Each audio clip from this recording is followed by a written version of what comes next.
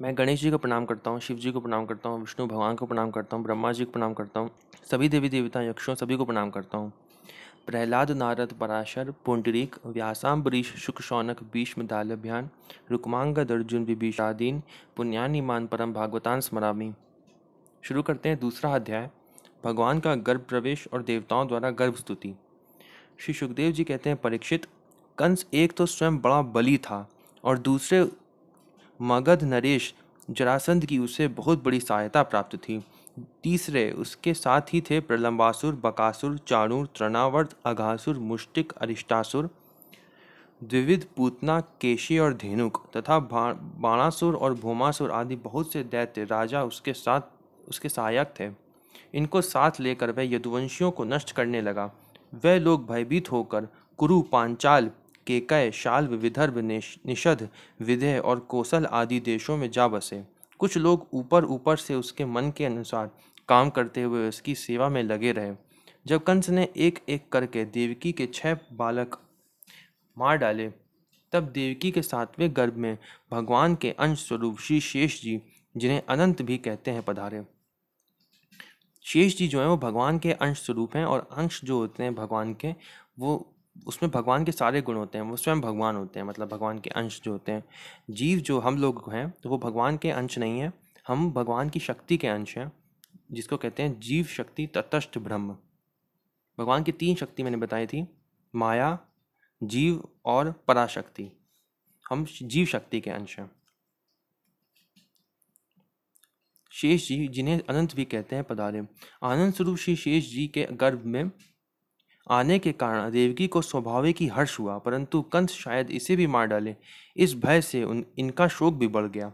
विश्वात्मा भगवान ने देखा कि मुझे ही अपना स्वामी और सर्वस्व मानने वाले यदुवंशी कंस के द्वारा बहुत ही सताए जा रहे हैं, तब उन्होंने अपनी योग माया को यह आदेश दिया। योग माया जो भगवान की शक्ति, पराशक्ति को कहते हैं। देवी कल्याणी, तुम व्रज में जाओ, वह प्रदेश ग्वालों और गौओं से सुशोभित है। वहाँ नंद बाबा के गोकुल में वसुदेव की पत्नी रोहिणी निवास करती है। उनकी और भी पत्नियां कंस से डर कर गुप्त स्थानों में रह रही हैं। इस समय मेरा वह अंश, जिसे शेष कहते हैं, देवकी के उदर में गर्भ रूप से स्थित है। उसे वहां से निकाल कर तुम रोहिणी के पेट में रख दो। कल्याणी, अब मैं अपने समस्त ज्ञान, बल आदि अंशों के साथ देवकी का पुत्र बनूंगा और तुम नंद बाबा की पत्नी यशोदा के गर्भ में जन्म लेना। तुम लोगों को मुंह मांगे वरदान देने में समर्थ होगी। मनुष्य तुम्हें अपनी समस्त अभिलाषाओं को पूर्ण करने वाली जानकर धूप, दीप, नैवेद्य एवं अन्य प्रकार की सामग्रियों से तुम्हारी पूजा करेंगे। पृथ्वी में लोग तुम्हारे लिए बहुत से स्थान बनाएंगे और दुर्गा, भद्रकाली, विजया, वैष्णवी, कुमुदा, चंडिका, कृष्णा, माधवी, कन्या, माया, नारायणी, ईशानी, शारदा और अंबिका आदि बहुत से नामों से पुकारेंगे। जो माँ है ना, वो है पराशक्ति भगवान की। देवी के गर्भ में खींचे जाने के कारण शेष जी को लोग संसार में संकर्षण कहेंगे, और लोक रंजन करने के कारण राम कहेंगे। बलवानों में श्रेष्ठ होने के कारण बलभद्र कहेंगे। जब भगवान ने इस प्रकार आदेश दिया, तब योग माया ने जो आज्ञा ऐसा कहकर उनकी बात शिरोधार्य की, और उनकी परिक्रमा करके वह पृथ्वी लोक में चली आई तथा भगवान ने जैसा कहा था वैसा ही किया। जब योग माया ने देवकी का गर्भ ले जाकर रोहिणी के उदर में रख दिया, तब पुरवासी बड़े दुख के साथ आपस में कहने लगे, हाय बेचारी देवकी का यह गर्भ तो नष्ट ही हो गया। भगवान भक्तों को अभय करने वाले हैं, वे सर्वत्र सब रूप में हैं, उन्हें कहीं आना जाना नहीं है। जैसे रामचरितमानस में लिखा है ना, हरि व्यापक सर्वत्र समाना, वैसे ही लिखा है यहाँ पे। इसलिए वह वसुदेव जी के मन में अपनी समस्त कलाओं के साथ प्रकट हो गए। उसमें विद्यमान हो रहने पर भी अपने को अव्यक्त से व्यक्त कर दिया। भगवान की ज्योति को धारण करने के कारण वसुदेव जी सूर्य के समान तेजस्वी हो गए। उन्हें देखकर लोगों की आंखें चौंधिया जाती। कोई भी अपने बल, वाणी या प्रभाव से उन्हें दबा नहीं सकता था। भगवान के उस ज्योतिर्मय अंश को, जो जगत का परम मंगल करने वाला है, वसुदेव जी के द्वारा आधान किए जाने पर देवी देवकी ने ग्रहण किया।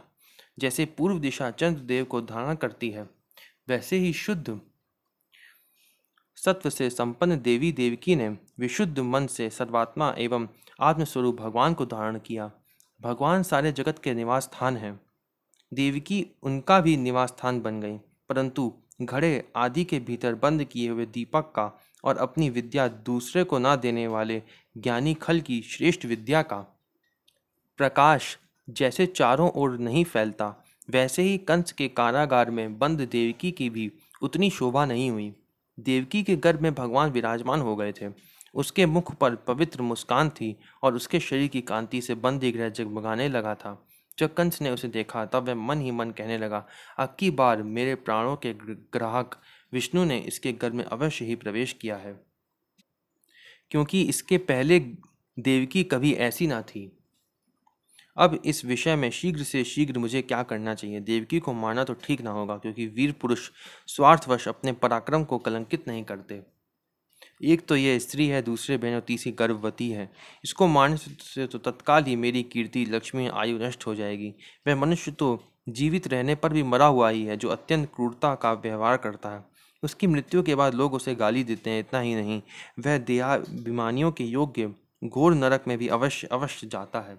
यद्यपि कंस देवकी को मार सकता था, किंतु स्वयं ही वह इस अत्यंत क्रूरता के विचार से निवृत्त हो गया। ये स्टार लगा हुआ है, ये पढ़ते हैं।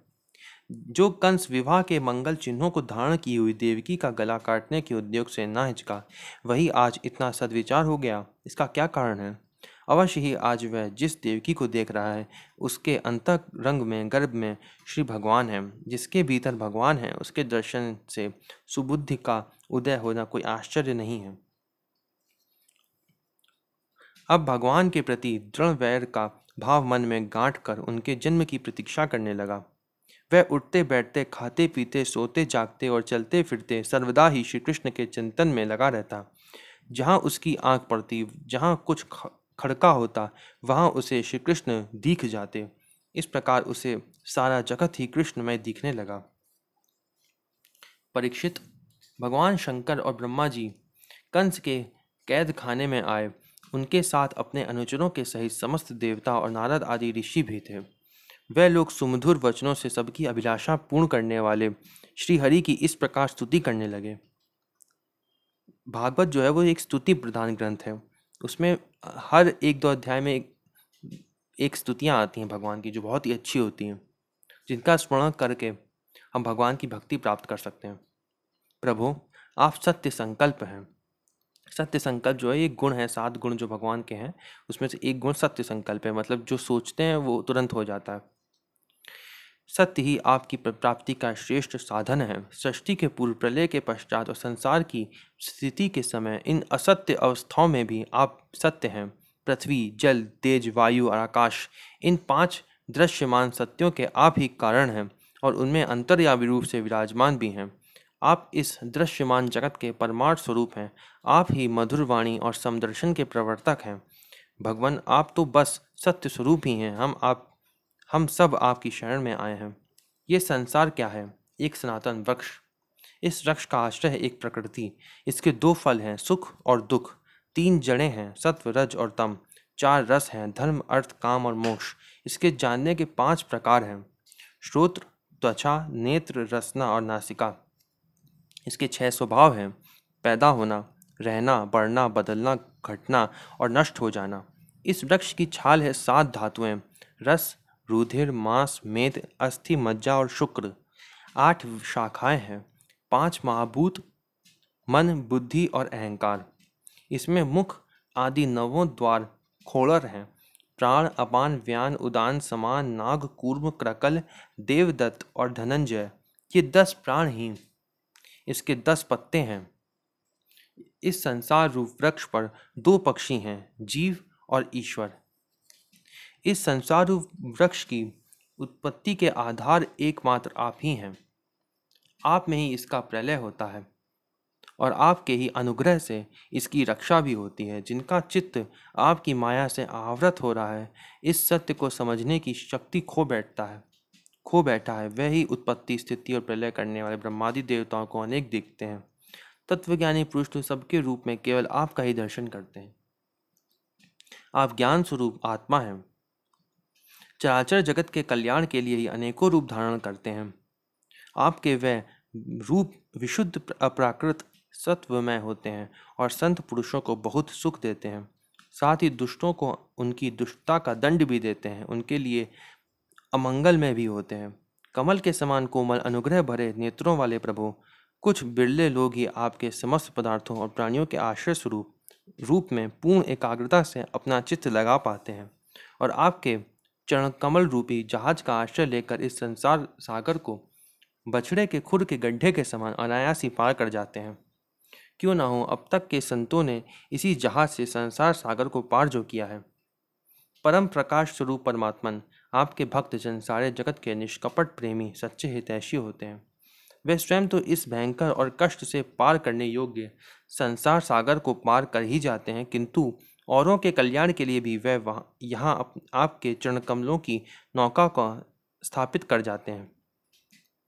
वो दूसरों की भगवत प्राप्ति भी कराते हैं। संत जो होते हैं वो अपना स्वार्थ नहीं देखते, केवल बाकी जितने भी संसार में हैं, एक मंत्र है बृहदारण्यक उपनिषद में, उसके हिसाब से जितने भी हैं वो सिर्फ अपना अपना स्वार्थ ही कर सकते हैं, लेकिन जो संत जन हैं वो ही दूसरों के लिए कर सकते हैं केवल।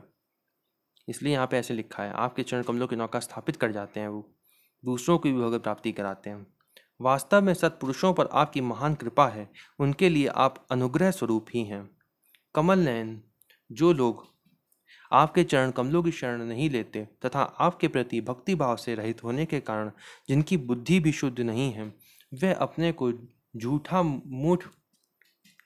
मूठ मुक्त मानते हैं। वास्तव में तो वे बद्ध ही हैं। वे यदि बड़ी तपस्या और साधना का कष्ट उठाकर किसी प्रकार ऊंचे से ऊंचे पद पर भी पहुंच जाएं, तो भी वहां से नीचे गिर जाते हैं। परंतु भगवान, जो आपके अपने निज जन हैं, जिन्होंने आपके चरणों में अपनी सच्ची प्रीति जोड़ रखी है, वे कभी उन ज्ञानाभिमानियों की भांति अपने साधन मार्ग से गिरते नहीं। प्रभु, वे बड़े बड़े विघ्न डालने वालों की सेना सरदारों के सिर पर पैर रखकर निर्भय विचरते हैं। कोई भी विघ्न उनके मार्ग में रुकावट नहीं डाल सकते, क्योंकि उनके रक्षक आप जो हैं। आप संसार की स्थिति के लिए समस्त देहधारियों को परम कल्याण प्रदान करने वाला विशुद्ध सत्व में सच्चिदानंद में परम दिव्य मंगल विग्रह प्रकट करते हैं। उस रूप के प्रकट होने से ही आपके भक्त वेद, कर्म कांड, अष्टांग योग, तपस्या और समाधि के द्वारा आपकी आराधना करते हैं। बिना किसी आश्रय के वे किसकी आराधना करेंगे? प्रभु, आप सबके विधाता हैं। यदि आपका ये विशुद्ध सत्व में निज स्वरूप ना हो, तो अज्ञान और उसके द्वारा होने वाले भेदभाव को नष्ट करने वाला अपरोक्ष ज्ञान ही किसी को ना हो। अपरोक्ष ज्ञान का मतलब है भागवत का ज्ञान, जिससे संसार चक्र छूट जाता है, उसको कहेंगे अपरोक्ष ज्ञान। अपरोक्ष ज्ञान ही किसी को ना हो। जगत में दिखने वाले तीनों गुण आपके हैं। 3 गुण है ना, सत्व रज तम, और आपके द्वारा ही प्रकाशित होते हैं, ये सत्य है। परंतु इन गुणों की प्रकाशक वृत्तियों से आपके स्वरूप का केवल अनुमान ही होता है, वास्तविक स्वरूप साक्षात्कार नहीं होता। जैसे वेद कहते हैं कि भगवान को कोई भी नहीं जान सकता, इसलिए उनका साक्षात्कार नहीं हो सकता भगवान का। वो केवल तभी होता है जब वो कृपा करते हैं। जैसे आगे लिखा भी है, आपके स्वरूप का साक्षात्कार तो आपके इस विशुद्ध सत्वमय स्वरूप की सेवा करने पर आपकी कृपा से ही होता है। चाहे जितना तप कर लें, लेकिन तब भी भगवान को कोई नहीं जान सकता, केवल उनकी कृपा से ही जान सकते हैं। यहाँ लिखा हुआ है, भगवान मन और वेद वाणी के द्वारा केवल आपके स्वरूप का अनुमान मात्र होता है। चाहे जितने भी शास्त्र पढ़ लें, भगवान का केवल अनुमान मात्र होगा, लेकिन उनको जान तभी पाएंगे जब वो कृपा करेंगे, क्योंकि आप उनके द्वारा दृश्य नहीं, उनके साक्षी हैं। इसलिए आपके गुण, जन्म और कर्म आदि के द्वारा आपके नाम और रूप का निरूपण नहीं किया जा सकता। फिर भी प्रभु, आपके भक्तजन उपासना आदि क्रिया योगों के द्वारा आपका साक्षात्कार तो करते ही हैं। क्रिया योग कहते हैं पूजा पाठ को। जो पुरुष आपके मंगल में नामों और रूपों का श्रवण, कीर्तन, स्मरण और ध्यान करता है, इसको साधन भक्ति बोलते हैं। और जब इसी को करते करते ये एक अलग लेवल पे पहुंच जाती है, जिससे भगवान का साक्षात्कार होने लगता है, तो उसको सिद्धा भक्ति कहते हैं। रूपों का श्रवण, कीर्तन, स्मरण और ध्यान करता है और आपके चरण कमलों की सेवा में ही अपना चित्त लगाए रहता है, उसे फिर जन्म मृत्यु रूप संसार के चक्र में नहीं आना पड़ता। संपूर्ण दुखों के हरने वाले भगवान, आप सर्वेश्वर हैं। ये पृथ्वी तो आपका चरण कमल ही है। आपके अवतार से इसका भार दूर हो गया है। धन्य है प्रभु। हमारे लिए ये बड़े सौभाग्य की बात है कि हम लोग आपके सुंदर सुंदर चिन्हों से युक्त चरण कमलों के द्वारा विभूषित पृथ्वी को देखेंगे और स्वर्गलोक को भी आपकी कृपा से कृतार्थ कर देखेंगे। प्रभु, आप अजन्मा हैं। यदि आपके जन्म के कारण संबंध में हम कोई तर्क न करें तो यही कह सकते हैं कि ये आपका एक लीला विनोद है। ऐसा कहना कारण ये है कि आप तो द्वैत के लेश से रहित सर्वाधिष्ठान स्वरूप हैं और इस जगत की उत्पत्ति, स्थिति तथा प्रलय अज्ञान के द्वारा आप में आरोपित है। ये जो ब्रह्म की जो परिभाषा बताई गई है शास्त्रों में, वो हर जगह यही लिखी गई है। तो ये आप याद रखिएगा कि ब्रह्म की डेफिनेशन है जगत की उत्पत्ति, स्थिति और प्रलय प्रलय जो करता है वो ब्रह्म है। ये हर जगह दिखेगा, इसलिए एक बार इसको याद ही कर लें तो अच्छा रहेगा। लिखा है, इस जगत की उत्पत्ति, स्थिति तथा प्रलय अज्ञान के द्वारा आप में आरोपित है। प्रभु, आपने जैसे अनेकों बार मत्स्य, हयग्रीव, कच्छप, नरसिंह, वराह, हंस, राम, परशुराम और वामन अवतार को आपने जैसे अनेकों बार मत्स्य, हयग्रीव, कच्छप, नरसिंह, वराह, हंस, राम, परशुराम और वामन अवतार धारण करके हम लोगों की और तीनों लोकों की रक्षा की है, वैसे ही आप इस बार भी पृथ्वी का भार हरण कीजिए। यदुनंदन, हम आपके चरणों में वंदना करते हैं। देवकी जी को संबोधित करके, माता जी, ये बड़े सौभाग्य की बात है कि आपकी कोख में हम सबका कल्याण करने के लिए स्वयं भगवान पुरुषोत्तम अपने ज्ञान, बल आदि अंशों के साथ पधारे हैं। अब आप कंस से तनिक भी मत डरिए। अब तो वह कुछ ही दिनों का मेहमान है। आपका पुत्र यदुवंश की रक्षा करेगा। परीक्षित, सुखदेव जी कहते हैं, परीक्षित, ब्रह्मादि देवताओं ने इस प्रकार भगवान की स्तुति की। उनका रूप यह है, इस प्रकार निश्चित रूप से तो कहा नहीं जा सकता। सब अपनी अपनी मति के अनुसार उसका निरूपण करते हैं। इसके बाद ब्रह्मा और शंकर जी को आगे करके देवगण स्वर्ग में चले गए।